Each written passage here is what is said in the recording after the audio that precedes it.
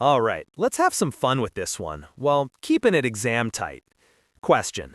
In planning, inherent risk for capitalized software costs is high due to significant management judgment, and control risk is high because of unreliable IT change management.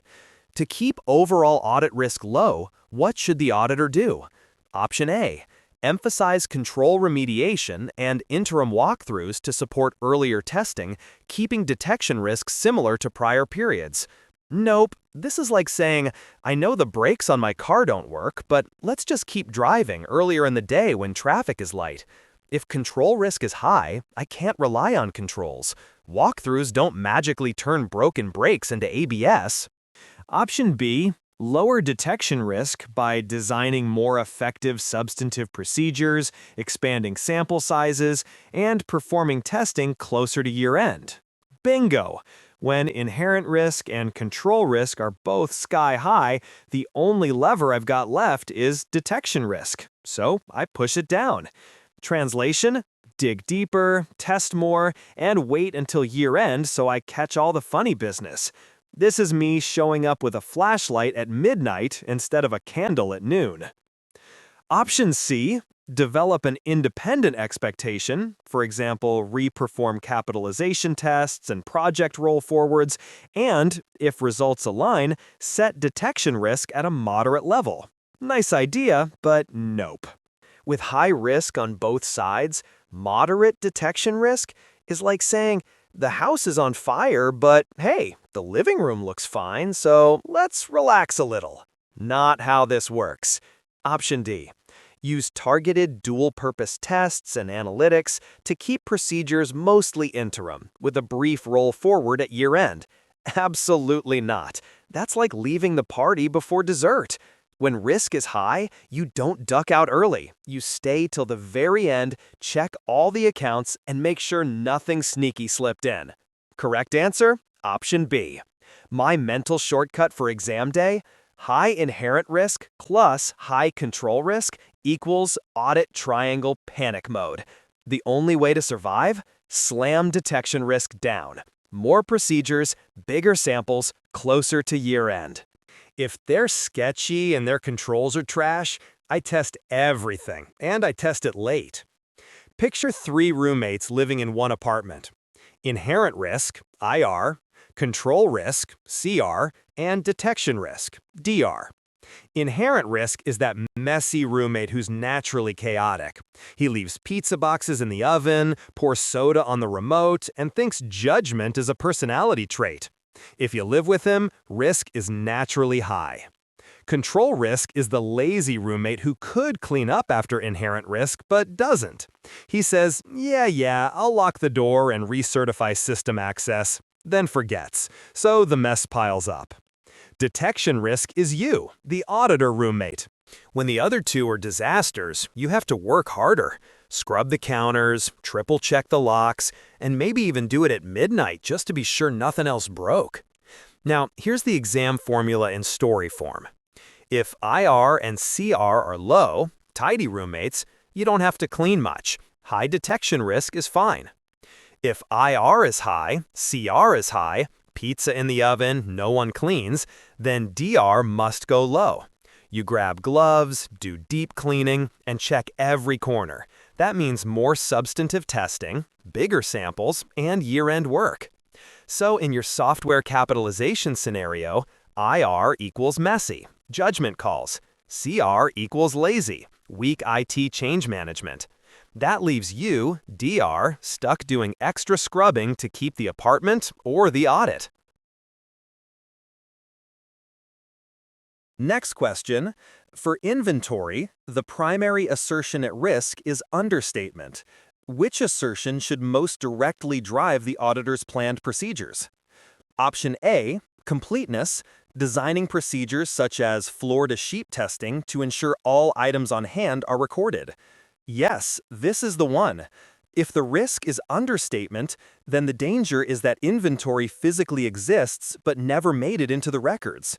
Completeness directly addresses that by starting from the floor, what's actually there in the warehouse, and tracing to the sheet, the inventory listing.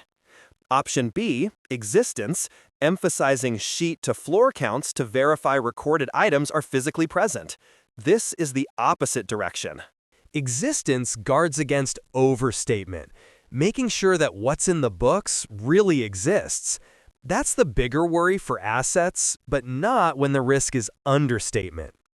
Option C, valuation, testing standard costs, overhead allocation, and net realizable value for accuracy. Important, but this assertion is about whether inventory is priced correctly. If the risk flagged in the question is understatement, valuation isn't the direct concern.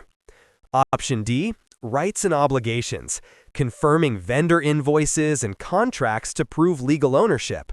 So, also valid in general, but this addresses ownership, not whether items physically on hand are missing from the books. Correct answer? Option A, completeness. CPA exam recap. Assets, risk of overstatement, focus on existence. Liabilities, risk of understatement, focus on completeness. Inventory is an oddball. While usually overstatement risk, existence, the exam can flip it and tell you to focus on understatement. In that case, completeness wins. Quick way I picture it, sheet to floor equals existence. Is the book entry real? Floor to sheet equals completeness. Is the physical item recorded? So here, because understatement is the risk, I put on my boots, head to the warehouse, and start from the floor. If I see boxes that aren't on the books, ding ding, completeness problem. Next question. In identifying significant classes of transactions, which factor is most persuasive for fixed asset additions?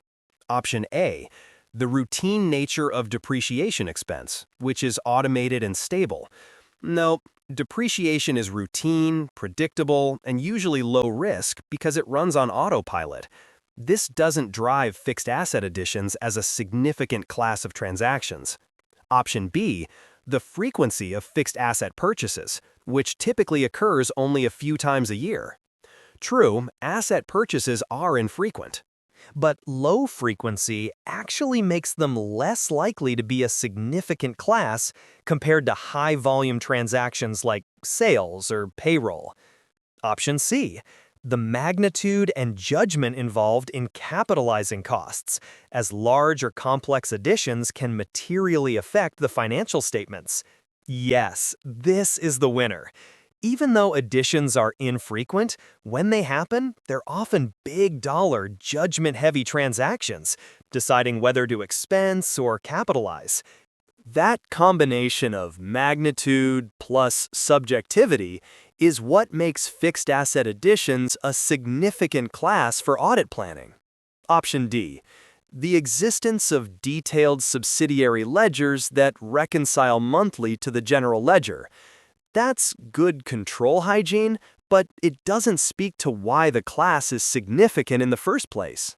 It just helps manage what's already recorded. Correct answer? Option C. Quick recap.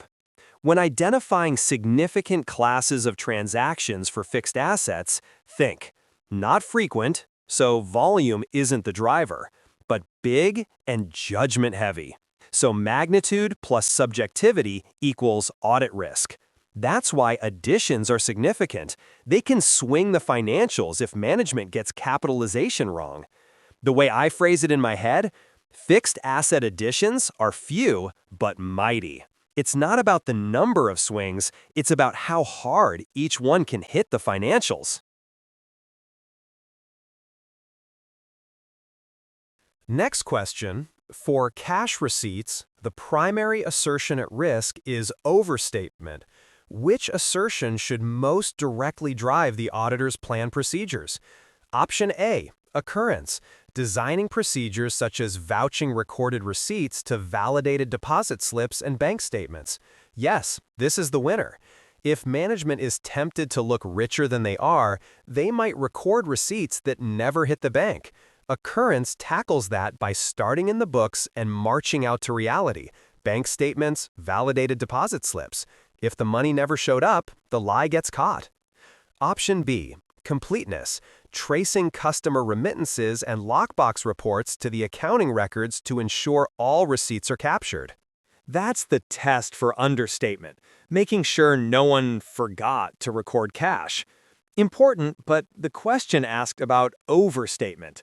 Option C, accuracy, checking whether the amounts recorded in the cash receipts journal match the bank deposits and customer accounts. That's nice bookkeeping hygiene, but not the heart of the risk. A fake $10,000 receipt can be accurately fake. Option D, cutoff, reviewing deposits in transit and bank reconciliations around year-end to test timing shenanigans. Helpful for timing shenanigans, but not the main risk of just making up cash. Correct answer, option A, occurrence. Quick recap.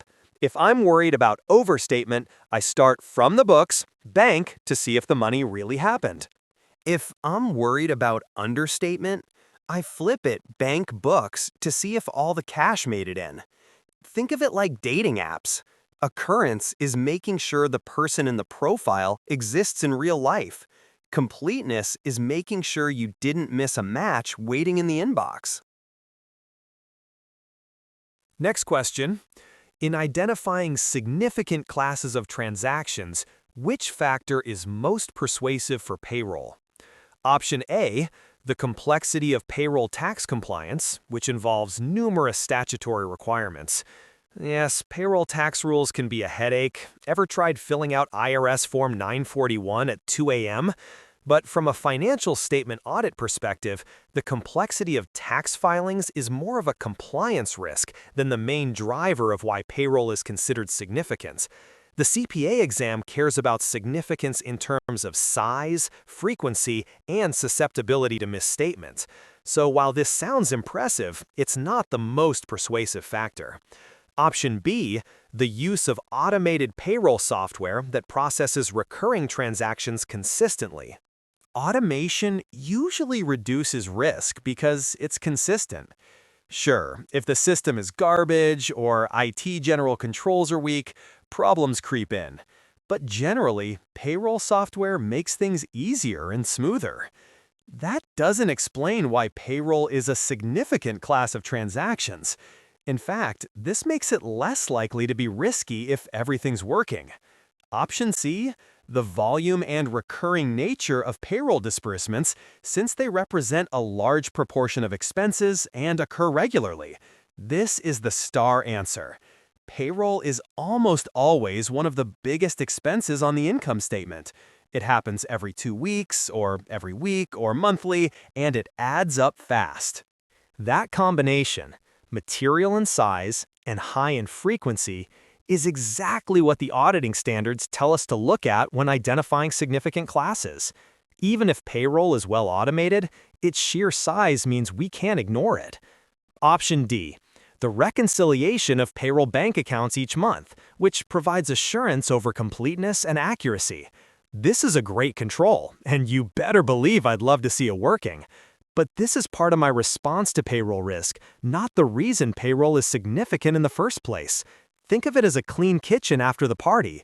It makes me happy, but it doesn't explain why the party was significant. Correct answer. Option C. Quick recap. Payroll is a significant class not because it's complicated, not because it's sexy, but because it's big and relentless. Every pay cycle, cash goes out the door, over and over, millions at a time in big companies. That's why it makes the list. Think of payroll like rent. It's the biggest, most predictable expense on your personal budget. You can't ignore it, even if it's boring. When the exam asks you to identify significant classes of transactions, the standards say consider volume of activity, high frequency, repetitive, dollar size, big numbers matter, complexity and judgment like fixed assets, susceptibility to misstatement, errors or fraud risk. For payroll, the driver is volume plus magnitude. Quick image I keep in my head. Picture a giant parade every 2 weeks. Employees lining up with paychecks flying out like confetti. It may be routine, but it's massive. And that's why auditors have to march along and pay attention. Next question. In planning, inherent risk for warranty provisions is assessed high due to significant management judgment, and control risk is high because of missing reconciliations. To keep overall audit risk low, what should the auditor do? Option A. Expand interim analytical procedures over warranty expense trends and rely on a roll forward at year-end? No. Analytical procedures at interim are weak when risks are high. Warranty provisions involve significant judgment, future claims, historical patterns, and control risk is already high, no reconciliations. This is not the time to rely on lightweight analytics or interim work. Option B. Focus on entity-level oversight, such as governance review of financial results, as the primary response to the risks. Governance oversight is nice, but it's not a substitute for direct audit evidence. If management judgment and weak controls are in play, I can't just say, well, the board looks at it, so we're good. Option C, lower detection risk by performing extensive substantive testing at year-end, including detailed review of assumptions, historical claims, and reconciliations. Yes, this is the right move. Standards, AUC 540, accounting estimates, say when inherent and control risks are high, the auditor must lower detection risk by designing stronger substantive procedures. That means testing assumptions, are claim rates reasonable or too optimistic, testing data, historical claims, repair costs, return rates, checking reconciliations. Even if management failed, I can reconstruct and test them myself. Performing work at year-end to catch the most current info. Option D, increase emphasis on disclosure testing to ensure the nature of the provision is clearly described in the notes. Disclosure testing is important, but again, it's secondary. I still need to test the amount of the provision first. Clear disclosure of a wrong number is still a wrong number. Correct answer. Option C. Quick recap. When I see warranty provisions, my brain immediately flashes big judgment call plus weak controls equals auditor does heavy lifting. So what do? Lower detection risk, more testing, deeper dives, and closer to year-end. It's like if your roommate is messy and never reconciles the grocery bill, you don't just peek at the fridge in October, you check every receipt in December. Question. Group materiality is set at $1 million. The group auditor determines component materiality as 60%, $600,000 for component A, and 40%, $400,000 for component B. Which statement is most appropriate? Option A, the sum of component materialities cannot exceed group materiality. Therefore, the auditor should revise the allocations downward. Nope, this is a common trap. Component materialities are not a slice of the pie that must sum neatly to group materiality. In fact, the sum often exceeds group materiality because each component is assessed individually for its risks. Yeah, option B. Component materiality may exceed group materiality if justified by risk, provided the aggregate of uncorrected misstatements across all components is evaluated against group materiality. Yes, this is the right one. The key is that group materiality is the ultimate threshold for evaluating misstatements in the consolidated financials. Component materiality is set lower than group materiality, or in some cases around it, to ensure sufficient work at each component. But the group auditor always evaluates aggregated misstatements against the $1 million group materiality. Option C, component materiality levels are set lower than group materiality to reduce the risk that misstatements in components, when aggregated, exceed group materiality. This is partly true, but it's incomplete. It explains the rationale for why component materiality is lower, but it misses the bigger point. Group materiality governs the final evaluation. It doesn't say whether allocations can add up to more than group materiality, which is fine. Option D, the allocation of 60% and 40% is incorrect because component materiality must always be an equal fraction of group materiality. No way. The percentages depend on size, risk, and significance of each component. Equal fractions would be nonsense. A tiny component wouldn't need the same allocation as a major one. Correct answer, option B. Quick recap. Group materiality, the big boss number, $1 million. Component materiality, working limits set for each child company, based on size and risk. They don't need to add up neatly like slices of a pizza. Each piece is sized for the eater. At the end of the day, the auditor pushes all misstatements into the big bucket and compares them against group materiality. Next question. You are planning the audit of a profitable non-issuer. Prior year benchmark was profit before tax of $5 million. Current year unaudited PBT is $6.4 million. You select 5% of PBT as overall materiality and set performance materiality at 60% of overall materiality. Which amount is the best starting point for performance materiality for the current year? Step 1. Calculate overall materiality. Current year PBT equals $6.4 million. 5% of $6.4 million equals $320,000. So, overall materiality equals $320,000. Step 2. Calculate performance materiality. Performance materiality equals 60% times $320,000. 60% of $320,000 equals $192,000. Step 3. Match to choices. A. $160,000, too low, 50% of overall. B. $192,000, check, correct, 60% of overall.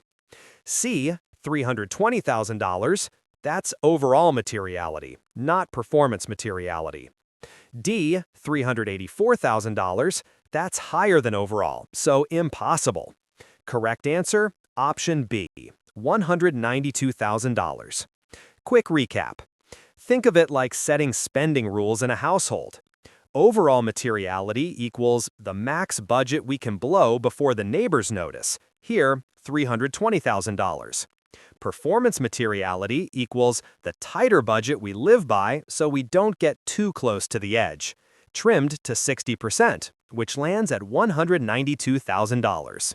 If I don't trust myself with the whole credit card limit, I chop it down so I don't wake up broke. Next question. Tax provisions and payroll withholdings arise from statutes that directly affect recorded amounts. What is the best planned audit response to this risk of non-compliance with direct effect laws and regulations? Option A. Evaluate the design and operating effectiveness of controls over tax calculations and payroll withholdings, and test a sample of control activities. Not bad, but think of this like trusting your teenager when they say they already did the math homework. Sure, you could check that the calculator works, controls, but what you really need to do is look at the homework yourself. Option B, perform substantive procedures by recalculating provisions and withholdings, reconciling them to statutory rates, returns, and remittances. Yes, this is the real deal. With direct effect laws, like payroll taxes and income taxes, the exam wants you to stop theorizing and do the math yourself. Recalculate the withholdings, check the statutory rates, and tie everything back to the filings. In other words, don't trust, verify. This is the show me the receipts approach. Option C, use analytical procedures to compare effective tax rates and payroll ratios to prior years and industry norms to identify unusual fluctuations. Sure, analytics can give you a clue, but it's like comparing your weight this year to last year. Even if it looks normal, it doesn't prove you didn't sneak in extra donuts. Analytics here are too high level to address the specific compliance risk. Option D, review correspondence with regulators and tax authorities for indications of disputes or noncompliance. That's like waiting until the IRS slides into your DMs with a letter. By then, it's too late. Helpful as a supplement, but not the main strategy. Correct answer? Option B. Perform substantive procedures by recalculating provisions and withholdings, reconciling them to statutory rates, returns, and remittances. Quick recap: direct effect laws, tax laws, payroll withholdings, you do the math yourself. Other laws, environmental, safety, you mostly check if management complied, but you don't recalc pollution emissions. So for the exam, I remind myself, if the law sets the number, I grab the calculator. If the law just sets rules, I grab the inquiry form. Next question. What scope and timing matters are most appropriate to discuss with those charged with governance during planning? Option A.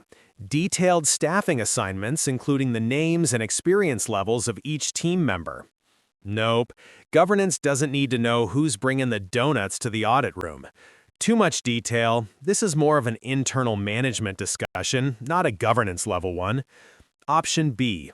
Specific audit procedures that will be performed in each cycle, including sample sizes and tolerable misstatement thresholds. Again, too much detail. If I start telling the audit committee my sample sizes, their eyes will glaze over faster than at a tax seminar. That level of granularity belongs in the audit file, not in the boardroom. Option C. The planned overall audit scope, significant risks and areas of focus, and the timing of key phases, such as interim work, year-end field work, and reporting. Yes, this is exactly what standards AUC 260, PCAOB AS 1301 require. Those charged with governance should know scope, what parts of the entity and which areas are in focus, significant risks, things like revenue recognition, estimates, new systems, timing, when the team will be in the field, when drafts will be ready, when reports are due.